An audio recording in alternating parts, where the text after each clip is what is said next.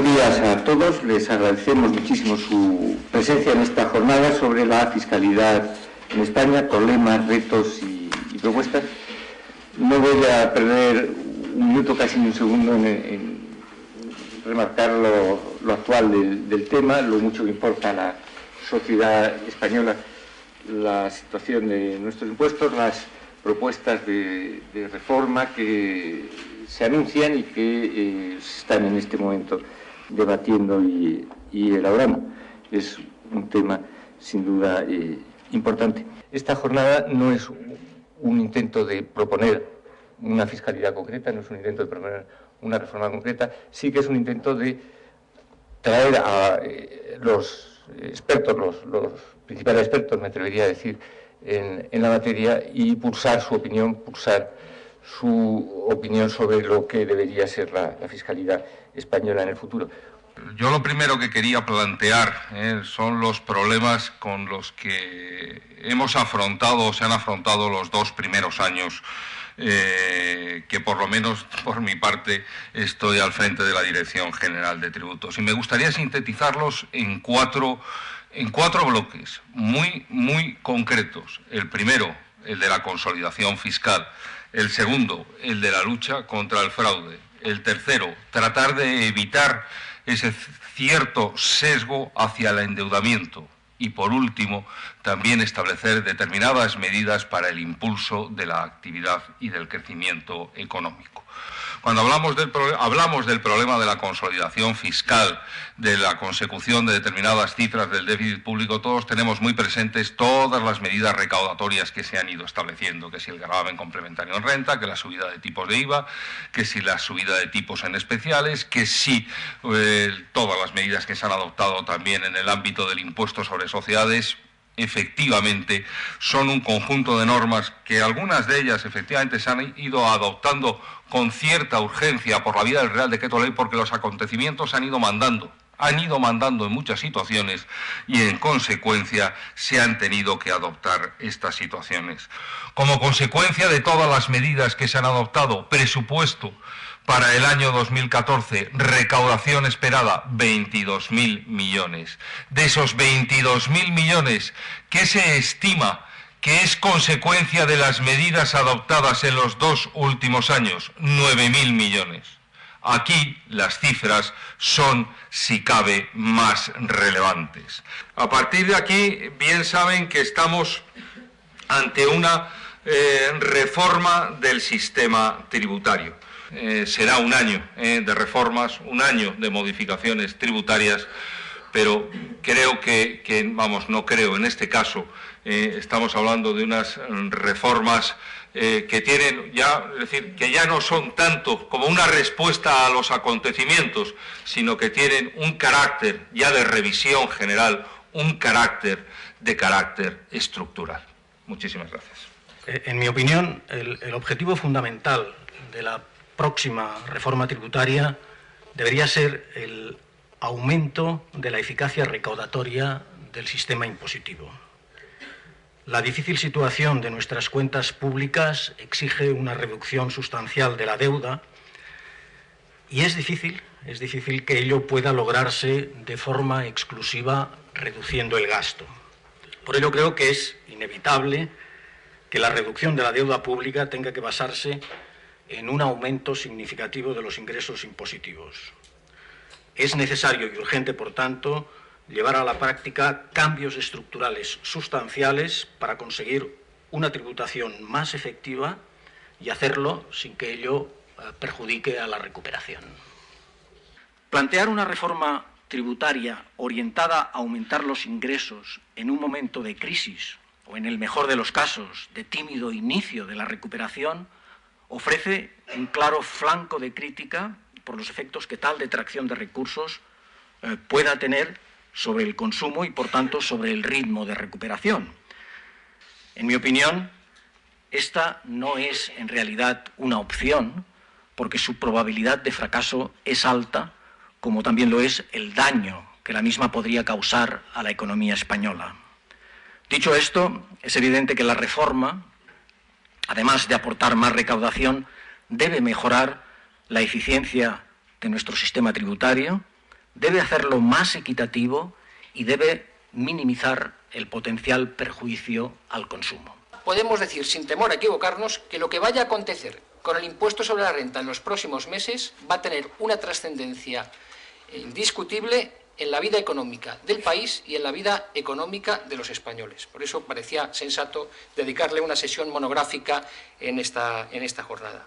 Yo creo que la consigna para conseguir una buena reforma del IRPF es la recuperación de las funciones primigenias que tenía el impuesto, de recaudación y redistribución.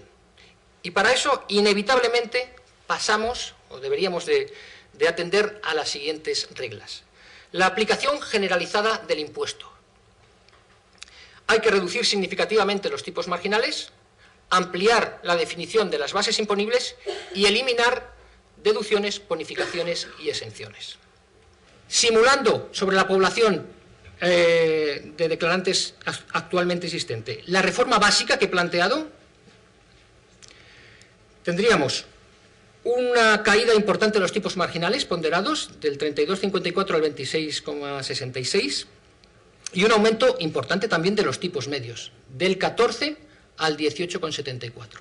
Así estamos hablando de 5 puntos de tipo medio.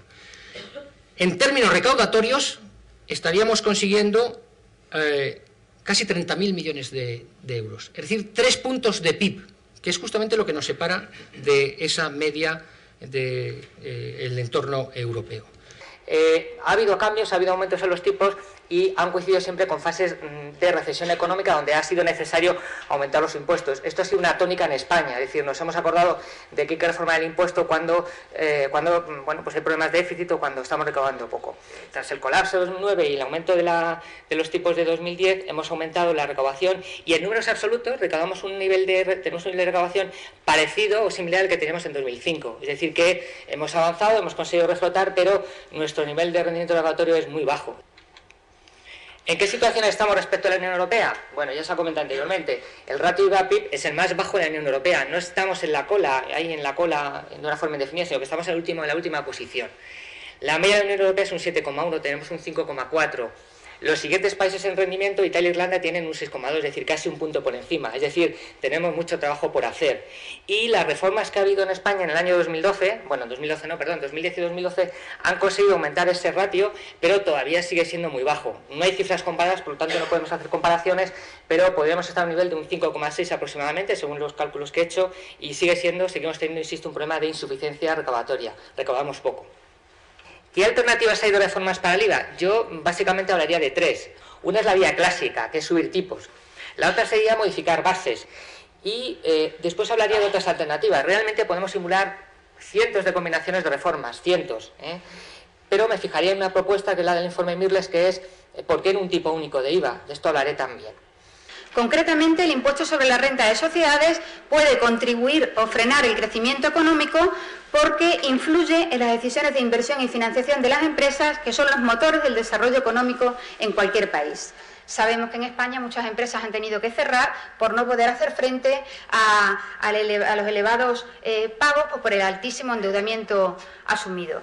Y además, si nos damos cuenta, con este sesgo el impuesto está penalizando la inversión financiada con recursos propios, es decir, estamos penalizando a las empresas de nueva creación. Y esto, en el contexto de la crisis económica, pues no es una buena contribución del impuesto al crecimiento económico. En cuanto a los regímenes y tratamientos especiales, aunque esto suene un poco duro, considero que el régimen de empresas de reducida dimensión aporta más aspectos negativos que positivos, porque considero que desde un punto de vista económico no está justificado un trato fiscal especial simplemente por el tamaño. Se deberían igualar las reglas del juego para todas las empresas y apoyar no solo a las pymes, sino a cualquier empresa de nueva creación en las dificultades que pueda tener, pues, de acceso al crédito o acceso a mercados. Y esto no tiene por qué hacerse necesariamente en el impuesto de sociedades, sino que puede hacerse al margen del impuesto de sociedades. Es decir, la pyme, como prototipo de empresa generadora de empleo en la situación actual española, pues tiene una capacidad muy limitada y para ello es necesario una mayor dimensión. Es obvio que existen un buen número de puntos débiles sobre los que convendría reflexionar para buscar posibles líneas de mejora en el funcionamiento de la administración tributaria. El primer punto que se plantea siempre que se habla de estas materias es el del grado de autonomía que tiene que tener la Administración tributaria respecto del Poder Ejecutivo tradicional, en concreto pues del Ministerio de Hacienda, ¿no? Cada nivel de la Administración y cada país lo que tiene que analizar es si existe masa crítica suficiente como para que la gestión tributaria se aísle, adquiera cierta autonomía respecto del ministerio o de la consejería correspondiente. Si hay masa crítica, el modelo agencia ayudará al cambio y probablemente permita que se gestionen mejor los impuestos. Otra cuestión clave es cuál es el perímetro de actuación de la Administración tributaria. Bueno, por supuesto, cuanto más integrado sea un modelo, probablemente se consigan mayores economías de escala y mejores resultados. Pero tenemos que ser conscientes de que cuando existe una estructura territorial muy compleja, como sucede en nuestro país, e incluso dentro de la propia Administración del Estado existen organizaciones con una personalidad muy determinada, dependientes de distintos ministerios, que tienen una cultura administrativa detrás, que tienen una problemática de personal en concreto. Defender un modelo integrado de Administración tributaria europea o incluso un modelo integrado de Administración tributaria española, Administración tributaria nacional, o como le queramos decir, pues desde el punto de vista intelectual, efectivamente es un ejercicio pues muy interesante, pero desde el punto de vista práctico no tiene ningún recorrido. Claro, con un sistema tributario más simple, más estable, más neutral, con menos incentivos fiscales ineficientes, pues lógicamente se podrían detraer recursos para hacer otras cosas. Mientras tanto, pues la comprobación tributaria será compleja porque el sistema tributario lo es. El 1% de la población más rica tiene aproximadamente el 20% de la riqueza en España, ¿de acuerdo? Esto es el doble de la concentración de la renta. El 1% de la población que obtiene más renta tiene el 10% aproximadamente, y en cambio el 1% de la población más rica tiene el 20% de la riqueza. Esto es una desigualdad muy acusada, y que hay autores que nosotros nos paramos en un determinado año, pero hay autores que han seguido para una muestra de países estudiando esta distribución de la riqueza y obtienen que cada vez la distribución de la riqueza es más desigual. ¿Queremos una distribución de la riqueza más igualitaria o no? Aquí sí que es verdad que es una cuestión puramente subjetiva, ideológica, ¿de acuerdo? Es decir, podemos querer redistribuir o no, dependiendo probablemente en parte de nuestra posición en la distribución. Pero en general las sociedades sí que quieren, por motivos de estabilidad social, etcétera, tener una distribución más igualitaria de la riqueza. Por tanto, sí que está justificado gravar la riqueza para disminuir esa concentración. No obstante, y aquí es lo importante, ¿por qué optamos? ¿Por el impuesto al patrimonio o el impuesto sobre sucesiones? Esta literatura más reciente ha demostrado, y otra anterior, que la principal causa de las desigualdades en la distribución de la riqueza son las herencias. Por lo tanto, tenemos el objetivo, queremos generar menos desigualdad. ¿Cuál es el instrumento más adecuado, dado que la causa principal de desigualdad es las herencias? Gravar las herencias, ¿de acuerdo? Por lo tanto, fijémonos que el impuesto al patrimonio cada vez va perdiendo puntos. El IBI sí que hay que mantenerlo, sin duda, y pensamos que incluso reforzarlo. Y una cuestión básica del IBI, ¿cuál es? La valoración. Claro, y allí entramos con el tema catastral, y allí pensamos que se pueden aprovechar, con muchos otros ámbitos de la fiscalidad, las nuevas tecnologías. Lo que estamos planteando en este caso solo sobre la riqueza, pero es una reforma realmente global. El sistema fiscal hay que reformarlo, pensamos, de manera global. ¿Y esto qué significa? No analizando una figura impositiva de manera aislada, sino valorándolo en conjunto. Unos impuestos son buenos para una cosa, otros son buenos para otra. No todos han de conseguir todos los objetivos. Y en este sentido somos conscientes de que la urgencia de mantener, ¿no?, el presupuesto público y que no se dispare aún más el déficit y la deuda existe, pero que hemos de preparar el mañana, y el mañana llegará ya. Y hay que tener una reforma que lógicamente hay que haberla planificado mejor de cómo se ha ido haciendo en los últimos años todas las medidas fiscales. El margen para mejorar pensamos que es amplio. Aquí el elemento, yo creo que de discusión y que habría que mejorar notablemente es que en cada presupuesto municipal, si se incorporasen, como dice la ley, yo creo que de manera incorrecta, criterios genéricos de capacidad de pago, no tiene mucho sentido en este tipo de instrumentos. Habría que introducir esos digamos, gastos fiscales, que como los podríamos denominar en terminología precisa, dentro del presupuesto, y decir en qué medida se financian o cómo se financian esos gastos fiscales que se separan del principio del beneficio. E incluso, fíjense ustedes, para Para garantizar la prestación de los servicios de los municipios de menos de 20.000 habitantes, se dice que las diputaciones van a decir cuáles son los costes de prestación de una serie de servicios que, si ven la lista, son los que generan los mayores costes. Estamos hablando de abastecimiento de agua, recogida de basuras y demás. Y al mismo tiempo ver comparativamente cuál es el coste que puede ofrecer el municipio para ver si se queda o no se queda con él. De tal manera que, bueno, esto indudablemente va a reforzar el conocimiento, por un lado, y la comparación, por lo tanto, posible mejora de transparencia de la prestación. Otra cosa es, como le digo, al final, en el mejor de los casos, esta ley lo que va a provocar es una prestación más eficiente, es pasarlo a un nivel, digamos, del ámbito local que esté más profesionalizado, con lo cual lo que conseguiremos es más eficacia en el sentido de que se presten los servicios. La corresponsabilidad en el ingreso ha sido un objetivo de todos los sistemas de financiación y de todas las reformas en los últimos 20 años, un objetivo explícito.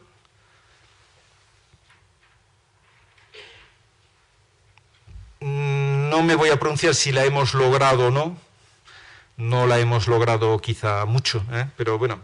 Pero lo que sí quiero decir es que si no la logramos, tendremos que entonces reconsiderar la autonomía en el gasto. No es sostenible la ausencia de responsabilidad en el ingreso y la autonomía 100% en el gasto. Y por eso creo que debemos mejorar la corresponsabilidad, porque veo difícil reducir la autonomía del gasto, pero las dos cosas, una u otra, una u otra. Aquí tenemos que considerar, además de la equidad interregional, yo creo que no debemos olvidar, primero, un aspecto relevante que es la suficiencia financiera de las comunidades autónomas, pero también, y yo como economista quiero recordarlo, hoy hemos hablado muchos economistas hoy aquí y no se ha dicho, y es que la competencia fiscal es buena. La competencia fiscal es una propiedad conveniente de los sistemas de autonomía, siempre que la restricción presupuestaria sea real. En el mismo sentido en que la responsabilidad es necesaria, o sea que si tú quieres bajar los impuestos a tus ciudadanos e iniciar una carrera a la baja, será porque les dirás a los ciudadanos lo que no vas a financiar o, por ejemplo, lo que vas a financiar con tasas o con precios públicos. Esto, por ejemplo, sucede. Entonces, si hay una restricción presupuestaria real, la competencia fiscal permite que los electores elijan la combinación de gastos e ingresos públicos preferida. Y esto, la teoría del federalismo fiscal nos lo recomendará. Pues muy bien, hasta aquí hemos llegado y yo creo que podemos dar por clausurada la jornada. Muchísimas gracias por su atención y la verdad que desde FUNCAS nos han quedado ganas para seguir organizando jornadas de este tipo. Muchas gracias.